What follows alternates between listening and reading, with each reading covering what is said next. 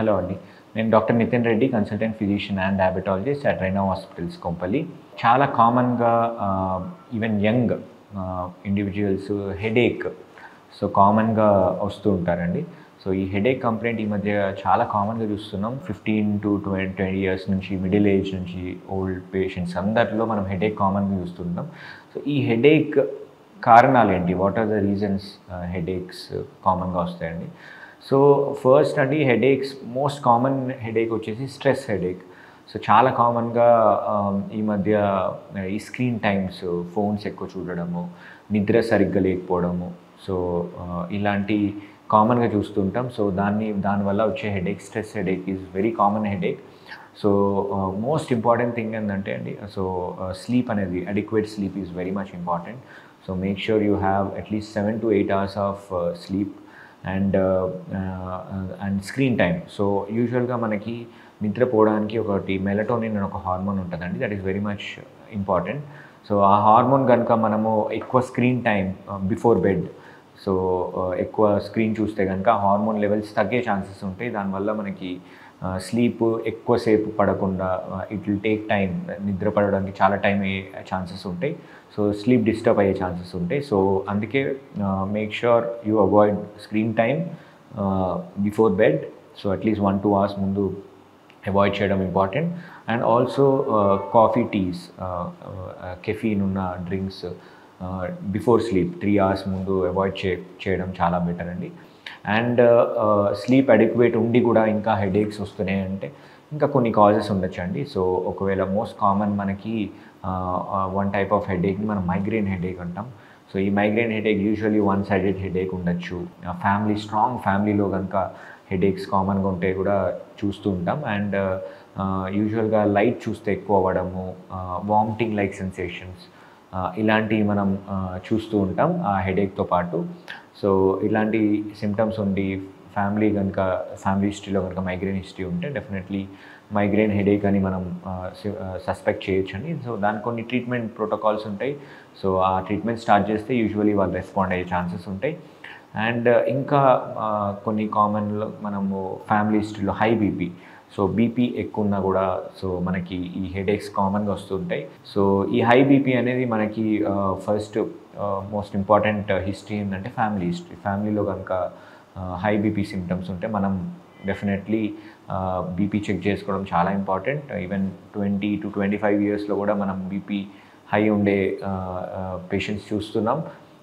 దీనికి ఏంటి, high BP వచ్చే రిస్క్ ఫ్యాక్టర్స్ ఏంటి? హై బీపీ మనకి మోస్ట్ కామన్ అండి, ఫ్యామిలీ హిస్టరీ ఒకటి. ఫ్యామిలీలో ఉంటే కనుక మనకి వచ్చే ఛాన్సెస్ ఉంటాయి.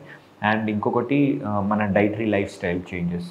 మన డైట్లో కనుక సాల్ట్ ఇంటేక్ చాలా ఎక్కువ ఉండి, మసాలా, స్పైసీ ఫుడ్స్, పికిల్స్ ఇలాంటివి కనుక ఎక్కువ తిండి, and lack of physical activity లేకపోవడం వల్ల వెయిట్ పెరిగి, ఇలాంటి కారణాల వల్ల డెఫినెట్లీ బీపీ హై ఉండే ఛాన్సెస్ ఉంటాయి. Make sure you have restricted salt అంటే less than 5 grams per day. ఒక టీ స్పూన్ కన్నా తక్కువ సాల్ట్ మొత్తం డే అంతా దానికన్నా దాటకుండా చూసుకోవాలి.